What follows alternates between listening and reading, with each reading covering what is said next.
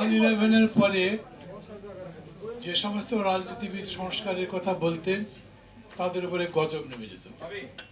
মনে আছে আপনাদের? একটা দল তো ভেঙেই গেল 1/11-এর উপরে বলে, আর একটা দলের মধ্যে স্টার বা র্যাটস জন্ম নিল। তাদের পরিণতি কি হয়েছে তাও দেখেছেন। আর এখনকার মজা হচ্ছে সংস্কারের পক্ষে কথা না বলে রাজনীতি করতে পারবেন না। মানে এই কয়েক বছরের ব্যবধানে একটা শব্দ সংস্কারের একদম ডায়াগোনালি অপোজিট দুটো ব্যাখ্যা বা কনোটেশন তৈরি হয়েছে। আসলে সংস্কারটা কি? আমি যেহেতু সময় কম, খুব স্পষ্ট সাদাসিধেভাবে কথা বলি, মানে যাতে যত কম সময় নিতে পারে। আমি সংস্কারের পক্ষে সেই সময় ছিলাম, আওয়ামী লীগ করতাম, কোনো একটা গ্রুপিং লড়াই -2 এগুলোর মধ্যে ছিলাম না। কিন্তু আমি সবসময় মনে করছি সংস্কার তো লাগবেই। একটা ঘরেরও সংস্কার করতে, আপনি যে ঝাড় দেন প্রতিদিন তাও তো সংস্কার। একটা রাষ্ট্রেরও সংস্কার থাকে প্রতিনিয়ত।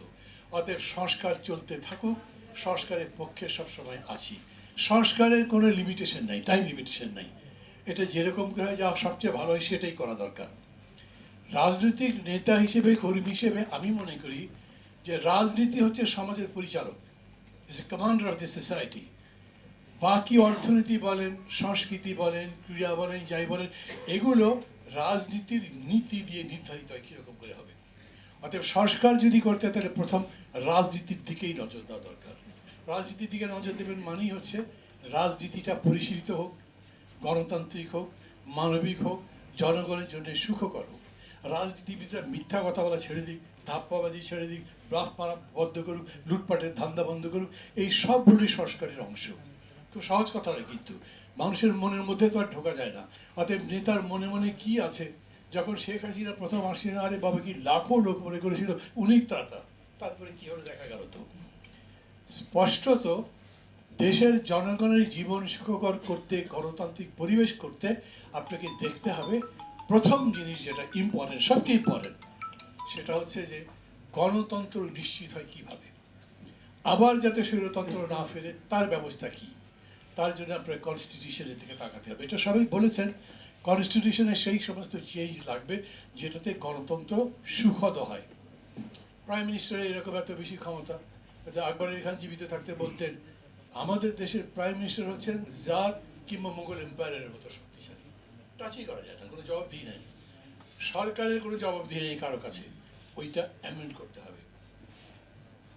কেউ কেউ অবশ্য বলবেন যে সংবিধানে হাত দেওয়া কি সরকারের উচিত হবে, এটা ঠিক করেন। আপনি যদি মনে করেন যে রিটার্ন অফ ফ্যাসিজম বন্ধ করবেন, তাহলে আপনাকে পাওয়ার ম্যাক্সিমাম ডিসেন্ট্রালাইজ করতে হবে। পাওয়ার যদি কনসেন্ট্রেটেড থাকে কোনো জায়গাতে, তাহলে তো ওইটাই তো ফ্যাসিবাদের ভিত্তি হয়। যদি আপনি পাওয়ারকে ডিসেন্ট্রালাইজ করতে চান, তাহলেও আপনার কনস্টিটিউশনাল অ্যামেন্ডমেন্ট লাগবে। আপনি যদি মনে করেন, যদি আমি দেখছি বিশেষ করে বিএনপির কথা বলি, প্রথম দিকে তাদের টোনে আমার মনে হয়েছিল তারা মনে করছেন কিছুই এখন করা যাবে না, শুধু ভোট করবার জন্য যা যা লাগে সেটা করেন, বাকি যেগুলো সেটা ভোট হবার পরে, যেটা 31 দফার প্রিয়াম্বলের মধ্যে আছে, ভোট হবার পরে যে সংসদ হবে তারা 6 মাসের মধ্যে বাকি সংস্কারগুলো করবে। মুশকিল হয়েছে কি, রাজনৈতিক দলগুলো যে সংস্কার করবে এটা তো মানুষ বিশ্বাস করতে চায় না। মানুষ মনে করে ভাই আগে ভোটের আগে ভালো ভালো কথা বলে, ভোটের পরে দেখবে যে সব ভুলে গেছে, অতীত তাই বলেছে। এই জন্য এইবারে দেখছি একটা সার্ভে হয়েছে, ব্র্যাক ইউনিভার্সিটি করেছে, যদি সার্ভের উপরে আমার একটু সন্দেহ আছে, তারপরে আমি মনে করি ওরা যে বলেছে 71% লোক এখন এই গভর্নমেন্টকে সাপোর্ট করে। ওটা 71 না হয় 61 হতে পারে, কিন্তু সাপোর্ট করে মানুষ তাদেরকেই।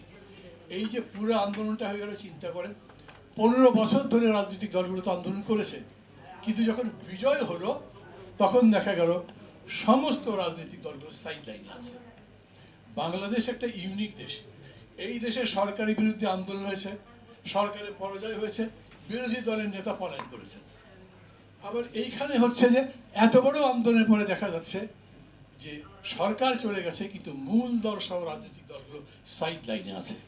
এটা এই কারণেই যে রাজনৈতিক দলের উপরে মানুষের ওই বিশ্বাস হয়নি। অতএব কেউ যদি আমাকে বলেন, আচ্ছা আপনি কি মনে করেন প্রধানমন্ত্রী 2 বছরের বেশি থাকতে পারবে, 2 টার্মের বেশি থাকতে পারবে? ঠিক, আমি বলবো ঠিক। যদি বলেন আপনি প্রপোর্শনাল মানে রেপ্রেজেন্টেটিভ বেসিস, সরি মানে সংখ্যানুপাতিক ভোট চান, আমি বলবো এটাও ঠিক। সরকার যদি এই রকম 5টা চয়েস অনুযায়ী দেশের কনস্টিটিউশন সংবিধান সংশোধন করে, তার পক্ষে থাকবেন? আমি পক্ষে আছি, সাকি নাই পক্ষে, মঈন ভাই নাই, তখন কি হবে? 14টা দল মিলে বসলো প্রধান উপদেষ্টার সঙ্গে, সেইখানে 2000 প্রস্তাব দেওয়া হয়েছে। আচ্ছা, 2000 প্রস্তাবে এখন সংশ্লেষণ কীরকম করে হবে? এটা সাম আপ করবেন কীভাবে? কোন জিনিসগুলো গ্রহণ করা হবে? সমালোচনা যাই করি এই এই অন্তর্বর্তী সরকারের, এই অন্তর্বর্তী সরকারই এখন ড্রাইভিং সিটে আছে, এবং আপনি মানেন বা না মানেন, শেষ সিদ্ধান্তটা তারাই দেবে। রোড ম্যাপের কথা যে বলছেন, রোড ম্যাপ হয়তো দেওয়া হয়েছে, 6টা কমিশন করবে তারা। আমি মনে করি আরও 2-1টা কমিশন করা দরকার, যেমন লোকাল গভর্নমেন্টের উপর করা দরকার ছিল, ডিসেন্ট্রালাইজেশনের উপর করা দরকার, আরও হয়তো করবেও, তারপরে করতে পারে। এটাই একটা রোড ম্যাপ। তারা এই মাসের মধ্যে কমিটিগুলো করবে, আগামী 3 মাসের মধ্যে তাদের প্রপোজাল দেবে, তারপরে সেটা নিয়ে কথাবার্তা হবে। সেই কথার সময় কথা বলতে থাকেন, মন খুলে প্রাণ খুলে কথা বলেন। আগে তো বলতে পারতাম না। ডক্টর ইউনূস বলছেন যত পারেন করেন। আমাদের উপরে ডিজিএফআইয়ের রেস্ট্রিকশন ছিল, টেলিভিশনে কথা বলা যেত না, টেলিভিশনের লোকজনকে ডেকে বলতো এটা কেন বলা হলো, কারো চাকরি খেয়ে দিত। এখন ডিজিএফআই ডেকে বলেছে যা ইচ্ছায় আপনারা প্রচার করতে পারেন, কোনো অসুবিধা নেই। তার মানে বাক ব্যক্তি সংগঠন স্বাধীনতা এখন স্বীকৃত, অতএব কথা বলতে হবে। এইটা আমাদের জন্য একটা বিরাট ডেভেলপমেন্ট। আপনারা যদি মনে করেন, আমরা যদি মনে করি, অনেকেই আমরা বলছি এই সমস্ত কথা নিয়ে একটা জাতীয় ঐকমত্য তৈরি করতে হবে, আই এম সরি, এটা হবে না। একজন ইসলামিক কনস্টিটিউশন চায়, একজন সেকুলার কনস্টিটিউশন চায়, কোনো পয়েন্ট আছে দুটো মিট করবার নাই। তাহলে কি করবেন? একজন বললেন জাতীয় সঙ্গীত বদলাতে হবে, সাথে সাথে অন্তর্বর্তী সরকার বলেছেন না, এই সমস্ত বিষয়ে বিতর্কে আমরা জড়াতে চাই না। যখন অন্তর্বর্তী সরকার বললেন তখন বিতর্কটা নিভে গেল। কিন্তু যদি এটা চাঙ্গা রাখতেন, চলতেই থাকতো, তাহলে কি হতো? বাড়তে থাকতো এবং শেষ পর্যন্ত হয়তো একসাথে করা যেত না। এই রকমই হবে। যে যে সংশোধনী আমরা চাই, সংস্কার চাই, তার কথা চলতে থাকবে। তারাও সবার সঙ্গে ডিসকোর্স করবেন, সবার সাথে কথা বলবেন, শেষ পর্যন্ত যেটা সঠিক সেই সিদ্ধান্ত নিতে হবে। গণতন্ত্র কি? আমরা বলি না রুল অফ মেজরিটি, সুন্দর কথা, কিন্তু রুল অফ মেজরিটি তো রঙও হতে পারে, মেজরিটি ভুলও বলতে পারে। কোপার্নিকাস যখন বললেন যে পৃথিবী সূর্যের চতুর্দিকে ঘোরে, ও তো ফাঁসি হয়েছিল, কিন্তু হি ওয়াজ রাইট। এরকম হতে পারে। আজকে একটা সংশোধনীর কথা আমি বললাম, এটাই ঠিক, আপনারা কেউ আমার সাথে একমত হবেন না, তবু তো আমি ঠিক যে সত্য হয়। আজ না মানেন, 5 বছর পরে মানবেন।